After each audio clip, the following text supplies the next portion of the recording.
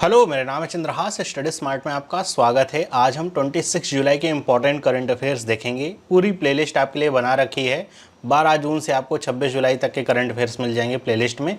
और अगर आपको इसका पीडीएफ चाहिए तो आपको उसके लिए टेलीग्राम चैनल ज्वाइन करना पड़ेगा, जहाँ पे सारे पीडीएफ अपलोड कर दिए जाते हैं। वहाँ से आप डाउनलोड करके रिविज़न कर सकते हैं। मैंने जुलाई 3rd वीक के जो करंट अफेयर हैं उनकी वीडियो बना करके डाल दी है, पूरे हफ्ते भर का। नहीं देखा है तो उसे जा करके देख लीजिए। स्टार्ट करते हैं पहले सवाल से। लिखा हुआ है, in an attempt to integrate super computing capability with traditional wisdom, national Sanskrit university Tirupati है साइंड एन एमओयू विथ। कि अपने इंस्टीट्यूट में जो सुपर कंप्यूटिंग कैपेबिलिटीज़ हैं ट्रेडिशनल विजडम के साथ, क्योंकि आप देख रहे हैं नाम क्या है, नेशनल संस्कृत यूनिवर्सिटी, तो इसमें सुपर कंप्यूटर कैपेबिलिटी लाने के लिए, सुपर कंप्यूटर इंस्टॉल करवाने के लिए ये यूनिवर्सिटी ने किसके साथ टाई अप किया है, तो ये है CDAC। बी वाला ऑप्शन इसका करेक्ट है। CDAC की फुल फॉर्म क्या है, तो ये है centre for development and advance computing. तो इसके साथ कोलैबोरेट किया है NSU ने, और CDAC का हेडक्वार्टर कहाँ पे है, पुणे में है। ये जो सारा काम हो रहा है एक इनिशिएटिव है जिसका नाम है विश्व गुरु इनिशिएटिव, जिसके तहत ये सारे काम हो रहे हैं। अगला सवाल है, किसने अनवील किया है अपना new open source AI model Llama 3.1। तो सबसे पहले इसमें कुछ चीज़ें समझिए कि एक तो ये AI मॉडल है और ये क्या है, ओपन सोर्स है। ओपन सोर्स होने का मतलब क्या होता है, ओपन सोर्स होने का मतलब ये होता है कि इसके जो सॉफ्टवेयर हैं या जो इसकी जो प्रोग्रामिंग है, इसका इस्तेमाल बाकी लोग भी कर पाएंगे। इसका जो पूरा कोड है, जितने भी इसके पैकेट्स हैं, कंपोनेंट हैं, सारे पब्लिक के लिए ओपन है और कोई भी इनका इस्तेमाल करके अपने प्रोडक्ट्स को डेवलप कर सकता है। तो ये होती है ओपन सोर्स टेक्नोलॉजी, जो सबके लिए। जैसे अगर आप विंडोज़ को देखेंगे, आपके पास कंप्यूटर है, एंड्रॉयड जैसे, या विंडोज़ को लेते हैं, तो आप विंडोज़ में फेरबदल नहीं कर सकते। विंडोज़ अपना जो कोर प्रोग्रामिंग है, कैसे बनाया गया, वो नहीं देता है किसी को। लेकिन अगर आप जैसे देखेंगे, एक मैं ओपन सोर्स की बात कर रहा हूं, तो जैसे एक और आपका ऑपरेटिंग सिस्टम होता है जिसको हम लिनक्स के नाम से जानते हैं, तो ये सब ओपन सोर्स होते हैं। इसमें लोग नए नई चीज़ें ऐड करते रहते हैं और वो अप्रूव होकर के अगले जो वर्जन होते हैं उसमें आती रहती हैं। तो ये ओपन सोर्स प्रोग्रामिंग होती है। तो ये ओपन सोर्स मॉडल जो है AI मॉडल है, आर्टिफिशियल इंटेलिजेंस का मॉडल है, लामा 3 के नाम से। किसने जारी किया, तो ये है मेटा के जो AI मॉडल्स हैं वो लामा नाम से आते हैं। गूगल के जो AI मॉडल हैं वो जेमिनी के नाम से आते हैं, याद रखिएगा। ओपन AI का जो AI मॉडल है वो चैट GPT के नाम से जाना जाता है। तो ये अलग अलग मॉडल्स हैं। ऐसे क्लाउड मॉडल आता है, उसकी कंपनी दूसरी है, जेमिनी है, मतलब ये काफ़ी प्रचलित हैं, तो ये जानते रहिए। अगला सवाल है, कौन से इंस्टीट्यूट के प्रोफेसर ने सुपर जाइंट जुपिटर, मतलब ये एक एक्सोप्लैनेट है, उसकी खोज करी है जेम्स वेब टेलीस्कोप की सहायता से। आपको पता होगा कि जेम्स वेब टेलीस्कोप को पिछले साल अंतरिक्ष में छोड़ा गया है, और ये जो टेलीस्कोप है इसकी कैपेबिलिटीज़ इतनी ज़्यादा अच्छी हैं, इंफ्रारेड जो लाइट्स होती हैं उनको कैप्चर करता है ये।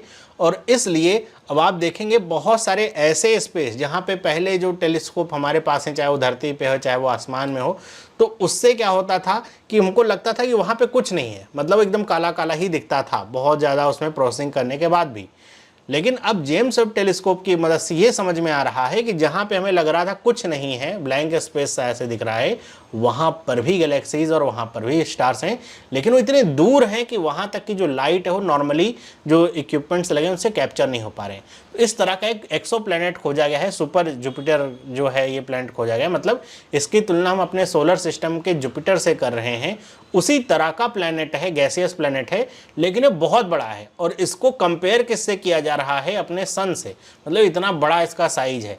और इसमें एक बात ये भी बताई गई है कि ये जो जुपिटर है, ये हमारा जो सोलर सिस्टम का जुपिटर है उससे 100 डिग्री ज़्यादा ही गर्म है, मतलब बहुत ज़्यादा गर्म नहीं है, और एक ये स्टार का चक्कर लगा रहा है। तो फिलहाल आते हैं कि इसकी खोज किसने करी है, तो एक पूरी टीम है और उसमें है IIT कानपुर के प्रोफेसर। सी वाला ऑप्शन इसका करेक्ट है, जिन्होंने इसकी खोज करी है। अगला सवाल है, RBI ने अपने जो कैश पे आउट सर्विस एट बैंक है उसके रेगुलेशंस को टाइट क्यों कर दिया। कैश पे आउट का मतलब समझते हैं कि आप बैंक में गए, वहाँ से आपने अपने अकाउंट से कैश में पैसा निकाल लिया, या फिर जैसा मैंने आपको बता रखा है कई बार ऐसा भी होता है कि बिना अकाउंट के भी और अलग अलग तरीके से भी पैसा निकाला जा सकता है बैंक से। उसकी एक लिमिट होती है 50,000 की। तो जो बैंक में कैश आउट निकलता है ना, कैश पैसा निकलता है, उसको लेकर के रेगुलेशन टाइट कर दिए हैं आरबीआई ने। बैंकों से कहा है कि आपको अब इस पर ज़्यादा रेगुलेशन करनी पड़ेगी, केवाईसी करनी पड़ेगी। ऐसा क्यों किया गया है? To curb money laundering, to maintain personal data, to curb online fraud, to improve cashless economy. तो इसका सी वाला ऑप्शन सही है, टू कर्ब ऑनलाइन फ्रॉड। आप कहेंगे ये कैसे है, हम फिजिकल पैसा निकाल रहे हैं और आप बात कर रहे हैं कि ऑनलाइन फ्रॉड की। तो देखिए ऐसा होता है कि एक टर्म आपने सुन रखा होगा, नहीं सुन रखा है तो जान लीजिए, उसको कहते हैं मनी म्यूल। मनी म्यूल का मतलब क्या होता है कि जो जैसे आपके अकाउंट से किसी ने सेंधमारी करी और आपके अकाउंट से जो कुछ पैसा जो है वो चुरा लिया, मान लीजिए 10 लाख रुपए, वो जो पैसा है उसको राउट किया जाएगा इस मनी म्यूल। मतलब ये ऐसे लोग होते हैं जिनका अपना कोई क्रिमिनल रिकॉर्ड नहीं है, डायरेक्टली इन्वॉल्व नहीं है, इनके अकाउंट को ऐसा खरीद रखा जाता है उन साइबर फ्रॉड्स के द्वारा कि हम आपको 20,000 रुपये महीना दे देंगे, आपके नाम पे अकाउंट हम चलाएंगे, ऐसे करके। तो ऐसे मनी म्यूल्स के अकाउंट में पैसा जाता है, फिर इनको कहा जाता है कि आप अपने अकाउंट से पैसा वो निकाल लीजिए कैश में, क्योंकि अगर वो पैसा ऑनलाइन किसी और के अकाउंट ट्रांसफ़र किया जाएगा, साइबर फ्रॉड जिसने किया है, साइबर क्राइम जिसने किया है, तो उस तक पहुंचा जा सकेगा कि भाई ये अकाउंट, पहले इस अकाउंट में पैसा है, फिर यहाँ से वहाँ ट्रांसफ़र हुआ। लेकिन अगर वो पैसा कैश में निकल आएगा और कैश में ले जाकर किसी को दे दिया जाएगा, तो अब वो कहाँ से ट्रेस हो पाएगा? तो जो एक्चुअल जो उसमें काम कर रहा है या फिर जो एक्चुअल जो साइबर फ्रॉड कर रहा है उस तक पहुंच नहीं हो पाती है, तो मनी म्यूल बीच में फंस जाते हैं। तो ऐसे मनी म्यूल्स के लिए, ऑनलाइन फ्रॉड कम करने के लिए अब आरबीआई ने अपने कैश पे आउट की जो सर्विसेज हैं उस पर रेगुलेशंस को टाइट कर दिया है कि अगर ऐसा कुछ होता है, कोई कैश में पैसा अगर निकाल रहा है या फिर किसी तरह का कैश पे आउट हो रहा है, तो आप का जो भी रेमिटिंग बैंक होगा उसको पूरी डिटेल लेनी होगी, ताकि ये भी समझा जा सके कि भाई ये मनी म्यूल आखिर है कौन और इसके जरिए जो रियल आदमी है उस तक पहुंचा जा सके। तो इसमें कल एक आरबीआई ने सर्कुलर निकाला था जिसमें बताया था कि the remitting bank shall obtain and keep record of the name and address of the beneficiary. मतलब पैसा निकालने वाले का नेम और एड्रेस और बेनिफिशियरी का वो रखना पड़ेगा। कई बार अकाउंट नहीं भी होता है ना, लोगों का पैसा निकालते हैं, तो ऐसे केस में अरे अकाउंट है तो केवाईसी होती है, तो वो चीज़ें पता रहती हैं। इसमें कैश पेइंग सर्विस के लिए, मतलब अगर आप कैश में पैसा डाल रहे हैं किसी अकाउंट में, तो उसके लिए भी जो यहाँ पे बताया गया है कि जो भी रिमिटिंग या बैंक हो या बिजनेस करस्पॉन्डेंट हो, shall registered the remitter based on a verified cell phone number and self certified officially valid documents as per the master direction. मतलब कि जो भी पैसा कैश में जमा कर रहा हो काउंटर पे, चाहे वो रिमिटिंग बैंक हो, चाहे वो बिजनेस करस्पॉन्डेंट हो, मतलब जो भी एक्सेप्ट करने वाला पैसा हो, वो उस रेमिटर का एकदम वेरिफिकेशन करें। एक तो वेरीफाइड सेलफोन नंबर से, ताकि सेलफोन नंबर वेरीफाई हो सके ओटीपी वगैरह करके। दूसरा, जो ऑफिशियली वैलिड डॉक्यूमेंट्स होते हैं जैसे आधार हो गया, पैन कार्ड हो गया और ड्राइविंग लाइसेंस हो गया, या फिर कुछ और भी ऐसे डॉक्यूमेंट्स होते हैं उनके आधार पे। और जितने भी ट्रांजेक्शन्स होते हैं, transaction by remitter shall be validated by the additional factor of authentication.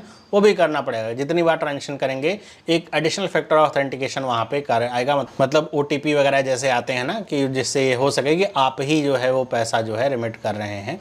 फिर बताया जा रहा है कि remitting bank shall and their BC shall confirm to provisions of the income tax act 1961। तो इसके तहत भी देखना होगा। Remitter bank shall include remitter details as per the IMPS and NEFT transaction message, कि सारी डिटेल्स नहीं, कौन पैसा भेज रहा है, नाम क्या है, वो सारी चीज़ें। And transaction message include an identifier to identify the fund transfer as a cash based remittance, कि जो फंड है वो कैसा ट्रांसफ़र हुआ है, कैश बेस्ड रेमिटेंस है, ये सारी डिटेल मैसेज में आनी चाहिए। तो ये कैश पेइंग सर्विस के लिए है। ओके, तो ये जो रेगुलेशंस हैं टाइट किए जा रहे हैं आरबीआई की तरफ से, ताकि ऑनलाइन फ्रॉड को रोका जा सके। अगला सवाल है, गवर्नमेंट ने सेटअप किया है कितने पोस्ट ऑफिस एक्सपोर्ट सेंटर्स को across the country to promote the exports through post office network, कि पोस्ट ऑफिस नेटवर्क का इस्तेमाल करके एक्सपोर्ट गुड्स का, कोई भी गुड्स हो तो उनको एक्सपोर्ट अगर करना है तो उसके लिए गवर्नमेंट के जो पोस्ट ऑफिस सेंटर्स हैं उनका इस्तेमाल किया जा सके। तो ऐसे कितने post office export centre government ने बनाए हैं?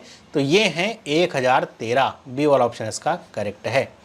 अगला सवाल, अच्छा इसी में एक चीज़ और देख लीजिए कि ये जो सेंटर्स हैं ये फैसिलिटेट करते हैं cross border e commerce and enable artisan, weavers, craftman, micro and small medium enterprises, इनको इनेबल करते हैं कि ये अपना जो प्रोडक्ट है वो बाहर भेज सकें पोस्ट ऑफिस के नेटवर्क का इस्तेमाल करके।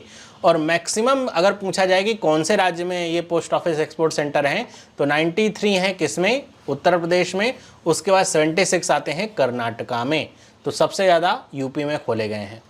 अगला सवाल है यहाँ पे, इंटरनेशनल ओलंपिक कमेटी या आईओसी ने किसको चूज किया है, कहाँ के एल्प्स को चूज किया है to host the 2030 Olympic and Paralympic winter games. 2030 में जो ओलंपिक और पैरालंपिक विंटर गेम्स होंगे उनके लिए एल्प्स की पहाड़ियाँ आपको पता होगा, जैसे हमारे यहाँ जो हम अगर पहाड़ी रेंज की बात करते हैं तो हम माउंट एवरेस्ट की बात करते हैं, वैसे यूरोप में एल्प्स की रेंज हैं तो उसमें कई सारे देश आ जाते हैं, मतलब ऐसा नहीं किसी एक देश तक सीमित है वो, तो यूरोप में कई सारे देश आते हैं। तो कौन से देश के एल्प्स को चुना गया है विंटर ओलंपिक्स के लिए, तो ये है फ्रेंच। ए वाला ऑप्शन इसका करेक्ट है। जैसे अभी अगर हम बात करें 2024 के जो समर ओलंपिक्स हो रहे हैं वो भी फ्रांस में हो रहे हैं, ऐसे ही 2030 के जो ओलंपिक्स होंगे विंटर वाले और पैरालंपिक्स जो गेम होंगे विंटर वाले उसके लिए भी फ्रेंच एल्प्स को चुना गया। लेकिन इसमें एक कंडीशन है कि जो बजट को लेकर के कुछ यहाँ पे कंडीशन रखी गई है कि उसकी तरफ से अगर ऐसा कुछ नहीं, बजट का क्रंच वगैरह नहीं है, तभी ये गेम्स वहाँ पे होंगे। अगर कुछ ऐसा होता है कि वो सक्षम नहीं होते हैं तो गेम्स को कहीं और कराया जाएगा। इसी में एक और न्यूज आती है कि आईओसी ने किसे इलेक्ट किया है 2034 के लिए ओलंपिक और पैरालंपिक विंटर गेम्स के होस्ट के तौर पे। तो 2030 वाला था, 2034 34 वाला भी आ गया है। वो क्या है, साल्ट लेक सिटी यूटा, जो कि कहाँ पे है, यूएसए में है।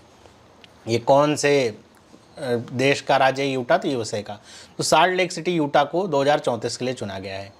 अगला सवाल आता है इसी से, अकॉर्डिंग, अच्छा एक सवाल और है इसमें, अभी आएगा आगे। According to a new report by FAO, India ranks dash in global forest area gains.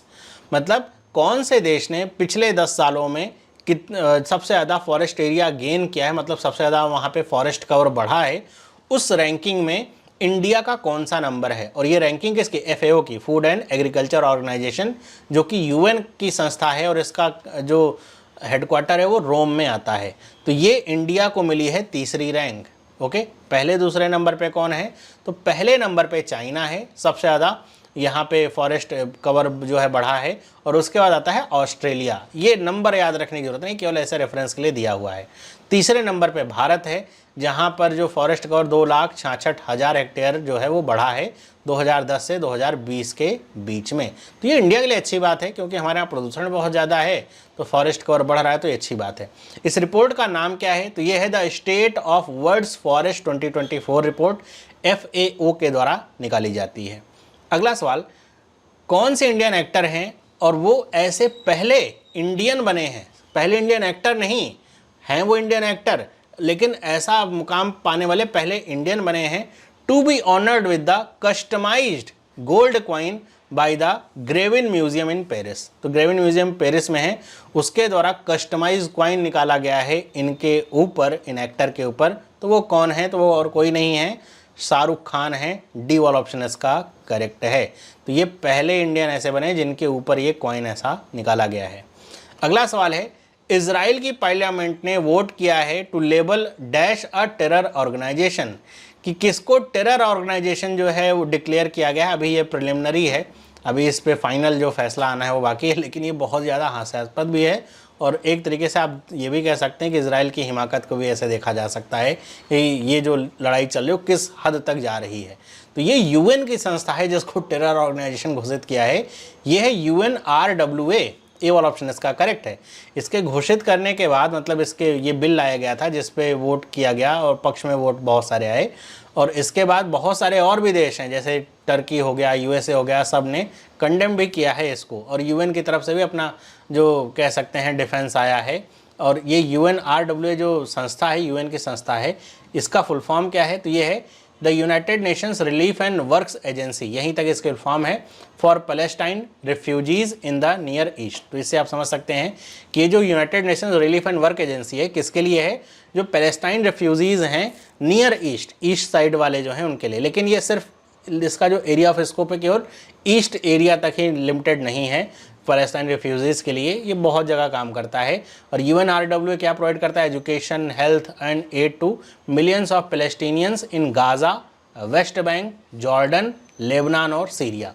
तो ये UNRWA जो युद्धग्रस्त हैं या फिर जो अपनी जगह से अलग हो चुके हैं, कहीं दूसरी जगह जा चुके हैं लोग, मतलब एक जगह से दूसरी जगह माइग्रेट हुए हैं, तो उनके बच्चों के लिए एजुकेशन, हेल्थ और जो भी तरह की एड होती है वो प्रोवाइड करने का काम करता है UNRWA।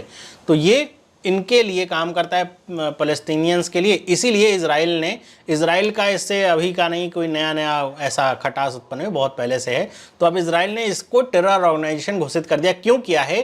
क्योंकि इज़राइल का कहना है कि इस UNRWA में जो हमास हैं और उस तरह के जो ऑर्गेनाइजेशंस हैं, मतलब कह सकते हैं जो टेररिस्ट ऑर्गेनाइजेशंस हैं इज़राइल की नज़र में, उनके जो टेररिस्ट हैं वो इसमें काम करते हैं UNRWA में। तो इस लिहाज से UNRWA एक टेररिस्ट ऑर्गेनाइजेशन है, ये उनकी तरफ से रीजनिंग थी। अगला सवाल है, union minister of steel and heavy industries dash launched steel import monitoring system 2.0 portal.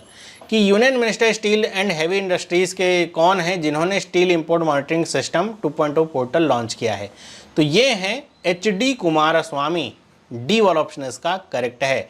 Ministers की पूरी एक वीडियो मैंने बना रखी है, जो नए मिनिस्टर्स बने हैं, जा करके देख लीजिए। एक ना एक सवाल वहाँ से पूछा ही जाएगा, क्योंकि कुछ विभाग तो हैं जो चेंज नहीं हुए, जैसे गृह मंत्रालय चेंज नहीं हुआ, विदेश मंत्रालय चेंज नहीं हुआ, वित्त मंत्रालय चेंज नहीं, मतलब जो बड़े बड़े मंत्रालयों में चेंज नहीं हुए हैं। रेल मंत्रालय भी ऐसे ही चल रहा है। लेकिन बहुत सारे मंत्रालयों में सफल हुआ है, बहुत सारे मंत्रालयों में नए मंत्री आए हैं, जैसे कृषि मंत्री नए मिले हैं, पावर मिनिस्टर नए मिले हैं, अर्बन डेवलपमेंट मिनिस्टर नए मिले हैं, ये नए मिले हैं जो कि ये अब NDA का पार्ट थे, पहले तो थे, मतलब पहले तो मंत्री थे नहीं ये, तो ये नए मंत्री बने स्टील एंड हैवी इंडस्ट्रीज़ के HD कुमारस्वामी। सर्बानंद सोनोवाल को भी आप जानते हैं, ये पोर्ट मिनिस्टर हैं, शिपिंग एंड पोर्ट मिनिस्टर हैं, अगर आप ना जानते हो। डॉक्टर वीरेंद्र कुमार हैं, ये शायद जो है सोशल जस्टिस के मिनिस्टर हैं, सोशल जस्टिस एंड एम्पावरमेंट के। और जुएल ओराम हैं मिनिस्ट्री ऑफ ट्राइबल के मिनिस्टर। अगला सवाल है, union minister Shri Ashwini Vaishnaw inaugurate India's 500th community radio station Apna radio 90.0 FM at dash.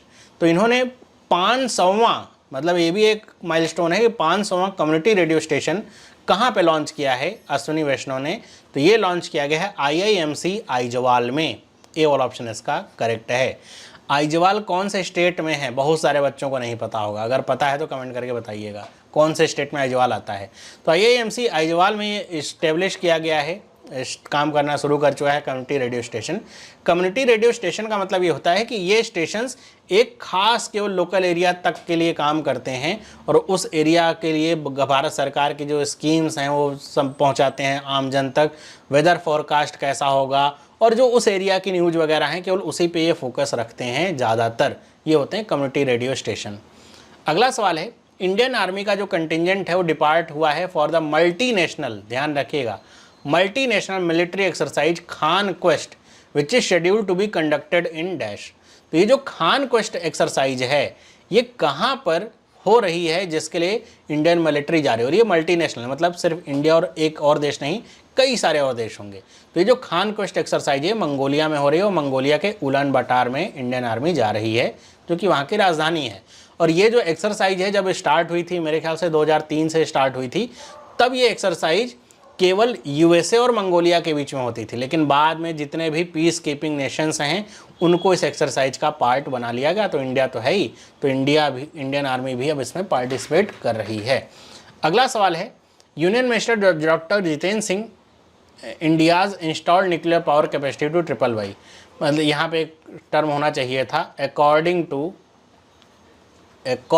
To union minister doctor Jitendra Singh India's installed nuclear capacity to BBB। कि जो जितेंद्र सिंह हैं उन्होंने बताया कि इंडिया की जो न्यूक्लियर पावर कैपेसिटी है वो ट्रिपल हो जाएगी, 3 गुना हो जाएगी। कब तक? तो ये बताया गया है, अभी तक का जो एस्टीमेट है 2031-32 तक। और इसमें ये बताया इन्होंने कि 21 जो न्यूक्लियर पावर ऐसे रिएक्टर्स हैं वो अभी प्रोसेस में हैं कि वो भी इस्टेब्लिश हो जाएंगे, इंस्टॉल हो जाएंगे, काम करना शुरू कर देंगे। भारत में अगर बात करें कितने अभी रनिंग हैं, तो अभी जो रनिंग न्यूक्लियर रिएक्टर्स हैं उनकी आंकड़ा 23 या फिर 24 है। एक तो 2023 में पिछले साल भी स्टार्ट हुआ था। तो इतने आपके न्यूक्लियर रिएक्टर्स चल रहे हैं, इतने और आना बाकी हैं और इनके आने के बाद भारत की जो कैपेसिटी वो ट्रिपल हो जानी है। और अगर हम इसमें बात करें कि अभी कितनी कैपेसिटी है, तो 8180 मेगावाट हम बिजली बना रहे हैं न्यूक्लियर पावर से, जो कि 22,480 हो जाएगी 2031-32 तक। और यहाँ पे अगर हम देखें तो इंडिया का जो एम है, ये बहुत इंपॉर्टेंट है कि इंडिया का एम क्या है न्यूक्लियर पावर को लेकर के, तो 1 लाख मेगावाट न्यूक्लियर कैपेसिटी जो है करने का, कब 2047 तक, ताकि जो नेट जीरो ट्रांजिशन का जो हमारा लक्ष्य है, तो ये लक्ष्य कब तक का है, 2070 तक नेट जीरो हो जाना, मतलब कार्बन उत्सर्जन पूरी कंट्री में बंद हो जाएगा, ये जो लक्ष्य है वो हासिल हो सके। इसके लिए हमें 2047 तक 1 लाख मेगावाट कैपेसिटी करनी हुई न्यूक्लियर पावर की, क्योंकि क्लीन एनर्जी होती है ये। अभी तक जो हम एनर्जी प्राप्त करते हैं या तो हाइड्रो इलेक्ट्रिक होती है डैम्स वगैरह से, और ज़्यादातर जो एनर्जी प्राप्त करते हैं वो कोल बेस्ड होती है, तो वो कोल बेस्ड वाले से बहुत हमारा पोल्यूशन होता है, वो अगर ख़त्म हो जाएगा और उसकी जगह पे सोलर पावर और न्यूक्लियर पावर और जो हाइड्रो इलेक्ट्रिक और विंड पावर ये सब ले लेंगे, तो पूरी तरीके से जो उत्सर्जन है वो बंद हो जाएगा। आगे बढ़ते हैं, यहाँ पे कुछ वन लाइनर देखते हैं। जैसे एक न्यूज, ये जो मैं आपसे कह रहा था आईओसी वाली न्यूज है ना, उससे रिलेटेड, कि नीता अंबानी को री इलेक्ट किया गया है यूनियनमसली एज अ आईओसी मेंबर। तो आईओसी की मेंबर ये पिछले बार भी थी, इस बार फिर से इन्हें बिना किसकी के अपोज किए फिर से चुन लिया गया है आईओसी का मेंबर। फिर एक और न्यूज है, इंडिया में डिस्कवरी हुई है लिथियम रिसोर्सेज की, कहाँ पे, याद रखिएगा, मांड्या और यादगिरी डिस्ट्रिक्ट्स जो कि कर्नाटका के हैं उनमें। और ये किसने करी है, एटॉमिक मिनरल्स डायरेक्टरेट ने करी है फॉर एक्सप्लोरेशन एंड रिसर्च, ये पूरा इसका नाम है। तो इसके द्वारा ये डिस्कवरी करी गई है कि लिथियम के जो भंडार हैं वो पाए गए हैं। अब ये देखा जाएगा कि ये कितने फिजिबल हैं, इनको निकालना, वो सारी चीज़ें, क्योंकि लिथियम एक समझ लीजिए कि जो रेयर मेटल्स होते हैं ना उनमें आता है, और बहुत फ़ायदेमंद हो सकता है इंडिया के आने वाली जो ट्रांजिशन है उसके लिए। एक और न्यूज है कि प्रेसिडेंट द्रौपदी मुर्मू ने ये बताया जा रहा है कि वो प्लीज़ हुई हैं to rename 2 important halls of Rashtrapati भवन।